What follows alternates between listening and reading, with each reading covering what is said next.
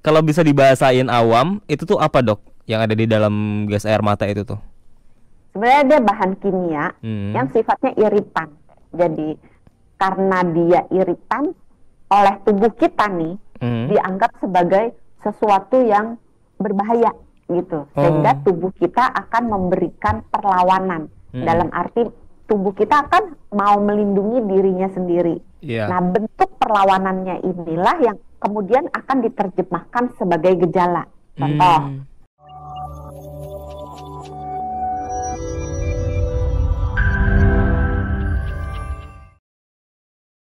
sesuatu yang sering dan hampir pasti muncul kalau saat ada aksi unjuk rasa. Dokter Santi bisa tahu nggak apa sesuatu yang pasti bisa muncul? massa. Kenapa? Massa. Masa? Ah, iya bener Ya. masa. Kalau nggak ada masa nggak ada Cangcimen. demo dong. Cangcimen ada bener. Ya, Yang bukan ada, aqua. iya bener. Yang ada satu, yang ada hampir satu lagi ini dok. Biasanya Abang kalau, ojol. oh iya bener abang ojol. Nah, biasanya kalau udah hampir nggak selesai, udah Aparat. aparat ya bener. Kalau nggak ada aparat bahaya. Satu lagi dok. Media. Ini kayak Media. ini kayak main kuis jadinya ya. Ini biasanya sesuatu yang sering muncul kalau masanya masih bertahan sampai larut malam atau mungkin sampai ada kerusuhan atau ricuh-ricuh. Biasanya polisi suka menembakkan gas air mata, dok. Nah, ini nih yang kita mau bahas karena pasti kan kalau gas air mata kena ke mata itu kan pasti menimbulkan matanya merah ya kan.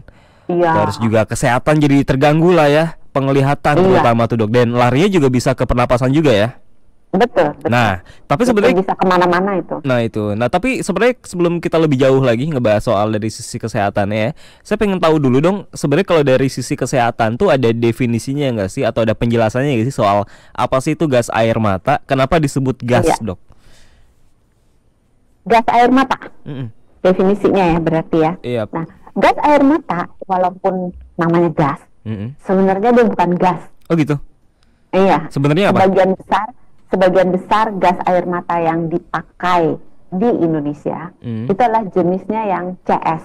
Jadi dia bahan kimia yang bentuknya solid, padat, yang ditembakkan melalui alat dengan tekanan, yang isinya sebenarnya itu adalah bahan kimia yang fungsinya untuk dalam tanda kutip membuat orang untuk sementara waktu kehilangan reaksinya, jadi bubar gitu.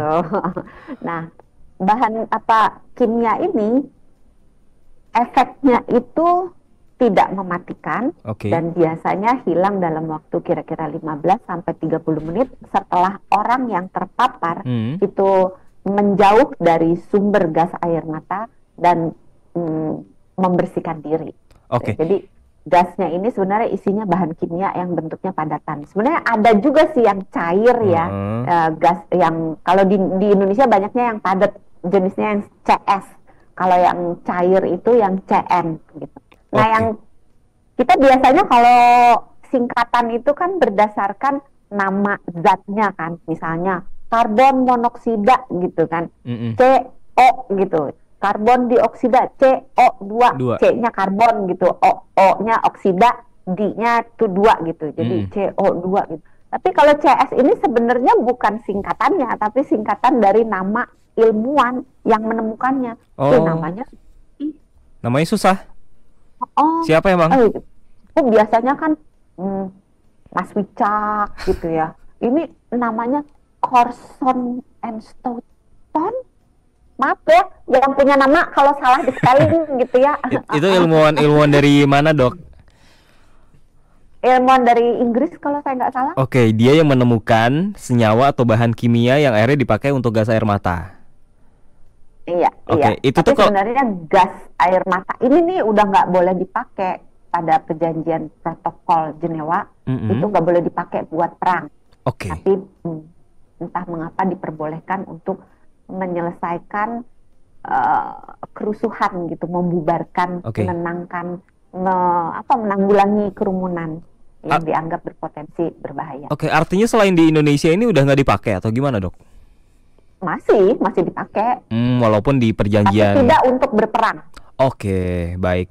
alasannya kenapa dok ini tuh nggak boleh dipakai? Apakah memang tadi kan dokter Santi katakan bahwa senyawa atau bahan-bahan kimia yang ada di gas air mata sebenarnya tidak mematikan, ya kan? Tapi kenapa akhirnya tidak boleh dipakai dan apakah karena dianggap sebagai senjata bahan kimia. senjata Dan ini juga menimbulkan perdebatan di kalangan antara yang pro dan yang kontra dengan gas air mata. Bahan kimianya tuh sebenarnya apa sih dok? Tadi kan dokter Santi bilang kalau bahan kimianya namanya susah, tadi kan dokter Santi bilangnya apa CS ya kan? Nah CS di dalam CS itu ada apa aja bahannya tuh? Klorobensilidena-malononitril. Coba ulang. Aduh, saya nyesel nanyanya ya. Oke, kalau yang CS, klor itu yang CS ya? Iya. Yang CN, klorasetofenon. Ayo ulang. Klorasetofenon. Skip aja gimana ya? Oke, kalau bisa. Yang CS? Kalau yang CS coba ulang. CS pokoknya panjang. Kalau bisa dibahasain awam, itu tuh apa dok? Yang ada di dalam gas air mata itu tuh? Sebenarnya dia bahan kimia yang sifatnya iritan. Jadi karena dia iritan oleh tubuh kita nih, dianggap sebagai sesuatu yang berbahaya gitu. Sehingga tubuh kita akan memberikan perlawanan. Dalam arti tubuh kita akan mau melindungi dirinya sendiri. Nah, bentuk perlawanannya inilah yang kemudian akan diterjemahkan sebagai gejala. Contoh, kenapa kok kena gas air mata, matanya perih, hidungnya berair, napasnya sesak. Itu semua ada penjelasannya. Sebenarnya itu adalah mekanisme pertahanan tubuh kita dalam menghalau si gas air mata. Sebenarnya bukan gas ya, partikel padat ya, yang terdisperse menjadi airborne. Nah, karena dianggap oleh tubuh ini sesuatu yang berbahaya, badan kita berusaha jangan sampai masuk. Nah, kenapa keluar air mata? Air mata ini gunanya untuk kalau airnya banyak di mata, maka si bahan partikel senyawa kimianya ini nggak bisa masuk ke dalam. Karena ada air matanya, kan air mata ngalir nanti kan. Nah, si partikel-partikelnya ini kayak pasir lah, kelilipan kan terus keluar air mata gitu. Nah, si partikelnya ini akan terbawa oleh air mata keluar. Gitu. Makanya kalau kita kena gas air mata, jangan dikucek. Oh gitu. Karena itu ada partikel-partikelnya. Kalau dikucek malah mata kita jadi rusak. Biarin aja, kalau nangis keluar aja gitu. Karena si partikelnya itu akan keluar bersama dengan air matanya. Gitu. Jadi efek-efek seperti mata. Ada lagi selain mata. Banyak penjelasan. Jadi seluruh gejalanya itu bisa dijelaskan berdasarkan mekanisme pertahanan tubuh ini. Jadi tadi ya matanya udah ya, jadinya rasanya perih, panas karena itu gatal gitu ya, karena itu sifat bahan kimianya yang menimbulkan reaksi. Gitu. Terus kenapa kok hidungnya rasanya kok kayak biasanya nih kalau kena hidungnya agak kayak pilek-pilek gitu, beringus gitu. Nah itu juga sama mekanismenya seperti yang di mata. Tubuh berusaha mencegah supaya partikelnya ini nggak ketelan masuk ke cabang paru, nggak masuk ke paru gitu. Makanya dibuat hidungnya jadi berair, jadi beringus supaya si ingus ini kan nanti kalau kita meler, kalau kita hidungnya banyak ingus kan kita meler ya, ya kan? Nah, si partikelnya itu nggak bisa masuk ke dalam, tapi bersama dengan si lendir, si ingusnya itu keluar. Gitu. Itu udah hidung tuh ya. Hidung, apa lagi? Sesek. Oh iya, paru kan berarti. Iya kan? Kalau kena gas air mata, kita cenderung sesek. Kenapa sesek? Karena badan kita akan berusaha mencegah si partikel yang dianggap tubuh itu iritan, yang berbahaya untuk tubuh supaya nggak masuk lebih jauh. Makanya dia mengecilkan pipa saluran nafas. Kalau pipanya kecil kan barang-barang yang mau masuk susah kan? Benar. Ya kan? Nah dengan dia kecil dia akan sesek gitu. Kalau kulit tuh kena kulit ada iritannya juga nggak ke kulitnya? Sama. Kalau dia terpapar ke kulit, badan kita itu berusaha melindungi sehingga kalau misalnya dia cuma sedikit, ya udah nggak terjadi apa-apa, paling gatel aja, rasa panas, kayak terbakar. Itu tujuannya supaya orangnya pergi menjauh. Karena kalau orang normal yang sensornya masih bagus, ini berlaku untuk orang yang sensornya bagus. Kalau misalnya sensornya jelek, misalnya kayak orang diabetes deh, orang diabetes seringkali sarafnya itu menjadi tumpul. Jadi kalau dia nginjek puntung rokok atau dia nginjek beling, dia nggak berasa sakit gitu, sehingga ya dia nginjek terus.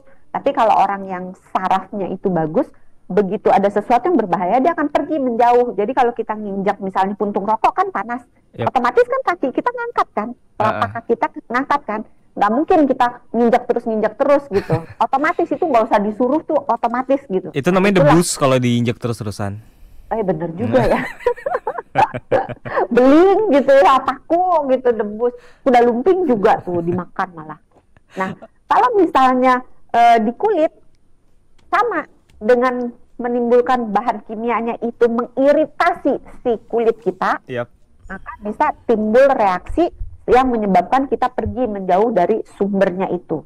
Terus kalau misalnya yang terkena di kulit banyak atau mungkin jaraknya dekat atau terpapar langsung, maka bisa sampai kemerahan. Kenapa merah? Supaya kalau dia merah, maka pembuluh darah di daerah situ akan membesar sehingga dia warnanya merah. Kemudian bisa terjadi luka lepuh, kayak luka kebakar gitu. Tujuannya apa? Supaya si sel-sel darah putih mengamankan gitu. Jadi memenjarakan zat-zat yang berbahaya itu supaya tidak menyebar ke seluruh tubuh. Makanya ditimbulkan kemerahan, itu artinya pembuluh darahnya membesar, area yang di daerah situ yang didatengin oleh darah banyak, sehingga sel darah putih yang dikirim ke situ banyak. Sisi darah putih ini yang akan menjaga supaya dalam tanda kutip semua penyerang tidak masuk lebih jauh ke dalam. Jadi semuanya bisa dijelaskan dengan mekanisme perlindungan tubuh yang disediakan begitu sempurna oleh Tuhan. Jadi kalau ini amit-amit kalau orang terkena gas air mata terus muncul matanya kemerahan, kemudian hidungnya apa tadi terasa berair, sesek, itu tuh bukan artinya dia kenapa-napa, tapi justru menandakan bahwa imunnya dia sedang bekerja begitu ya? Iya, sedang bekerja untuk membatasi zat-zat yang berbahaya itu. Bahkan kalau misalnya nih kita kan nggak terlepas ya orang di dalam kerumunan itu, entah kita sekedar lewat atau memang demonstran atau bahkan polisinya kalau dia tidak menggunakan alat masker yang proper, itu bisa teriak-teriak kan, panikan, wah lari gitu. Nah, ketika dia membuka mulutnya, maka sebagian dari partikel yang ada di gas air mata, senyawa kimia itu masuk ke dalam mulut dan bisa ketelen. Itulah sebabnya mulutnya akan rasa kayak agak terbakar gitu. Terus ludah bisa keluar banyak. Itu untuk upaya membatasi supaya nggak ketelen. Tapi kalau udah ketelen, ada kemungkinan orangnya akan memuntahkan, sehingga setelah kejadian orang itu akan muntah-muntah atau diare. Itu juga termasuk upaya tubuh untuk mengeluarkan yang berbahaya, kalau ke atas melalui muntah, kalau ke bawah melalui diare.